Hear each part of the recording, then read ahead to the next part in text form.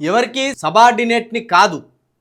తిరుమల తిరుపతి దేవస్థానం పాలక మండలి చైర్మన్ నాయుడు ఒక మహిళతో సన్నిహితంగా ఉన్నటువంటి వీడియోలు సామాజిక మాధ్యమాలలో ఉన్నట్టుండి ప్రత్యక్షమయ్యాయి. కల్తీనేరి వ్యవహారంతో సతమతమవుతున్న వైసీపీ నాయకులకు ఇది ఒక అంది వచ్చిన అవకాశం. నాయుడికి ఆ మహిళకు మధ్య ఎటువంటి సంబంధం ఉందో తెలియదు. అది వారి వ్యక్తిగతం.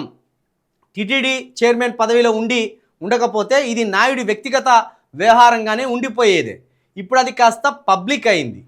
నేను ఏ రాజకీయ నాయకుడికి సబార్డినేట్గా ఉండే వ్యక్తిని కాను. చంద్రబాబు లేదా మరొకరి దగ్గర నేనుగానే స్వతంత్రంగా ఉంటాను.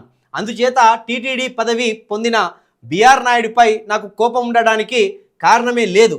పదవి కోరుకోవడం ఆయన ఇష్టం, ఏ పదవి ఆశించకపోవడం నా ఇష్టం. ఏది ఈయన గురించి ఈయన చెప్పుకుంటాండే ఏంది? రాధాకృష్ణ తన గురించి తాను చెప్పుకుంటాడు. ఏమని? ఇప్పుడు ఆ టీవీ5 చైర్మన్ ఉన్నాడు కదా, బ్రహ్మానంద నాయుడు ఆయన పేరు బిఆర్ నాయుడు, బ్రహ్మానంద నాయుడు. ఆయన ఈ మధ్య ఏదో మహిళతోటి కొంత సన్నిహితంగా ఉన్నట్టు కొన్ని వీడియోలు రిలీజ్ అయినాయి.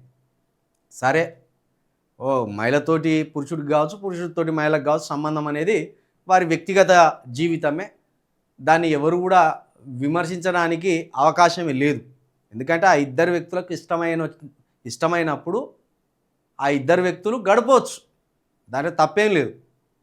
కాకపోతే ఆ వీడియోలు ఎవడు రిలీజ్ చేసిండో అర్థమైతే లేదు. ఇప్పుడు ఆయన మహిళతోటి సన్నిహితంగా ఉండడమో, క్లోజ్గా మూవ్ కావడమో ఆ వీడియోలు బయటికి రిలీజ్ అయినాయి.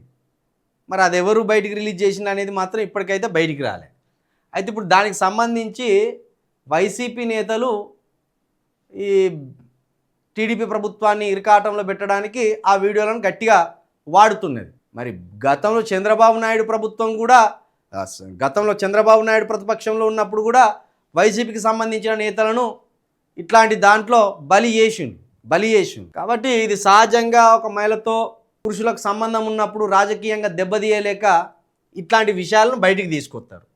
అయితే ఇప్పుడు ఆయన మీద ఈయనకు ద్వేషం లేదట. ఇలా ఒక రాధాకృష్ణ, నీకు వచ్చే ముడుపులు నీకు వస్తాండి, ఆయనకు పోయే పదవులు ఆయనకు పోతాండి, ఇంకెందుకు వెళ్ళి? చంద్రబాబు నీ చేతిలో చుట్టమేనే, చంద్రబాబుకు నువ్వు కావాల్సిన మనిషివేనే. బిఆర్ నాయుడికి పదవి ఇచ్చిండు, నీకు పైసలు ఇస్తాడు, దాంట్లో ఏం బాధ ఉన్నది? ఎవరికి కావాల్సినవి వాళ్ళు పంచుకుంటూనే ఉంటుంది. మళ్ళీ దీనికోసం కూడా కొత్త పలకాన్ని రాసుకొచ్చుకోవడం ఏంది? ఇప్పుడు రాధాకృష్ణ గారి విధానం ఎట్లుంటుందంటే, బగ మండుతన్న నిప్పుల్లో తీసుకుపోయి వేసినా కూడా నేను గాలను, అంత నిజాయితీ పరుణ్ణి నేను అన్నట్టు మాట్లాడతాడు. నీ నిజాయితీ ఏందో ఆల్రెడీ నీ స్టూడియోలోనే చంద్రబాబు నాయుడు మీరు ఇద్దరు ఎన్టీఆర్ని బండబూతులు తిట్టేటప్పుడు ఆ వీడియో రిలీజా, అది ఇంకా చక్కెర కొడుతూనే ఉంది. కాబట్టి రాధాకృష్ణ గారు పేపర్ ఉన్నదాని మహా నిజాయితీ పరుడు లెక్క పొంకనాలు పొంకద్దును.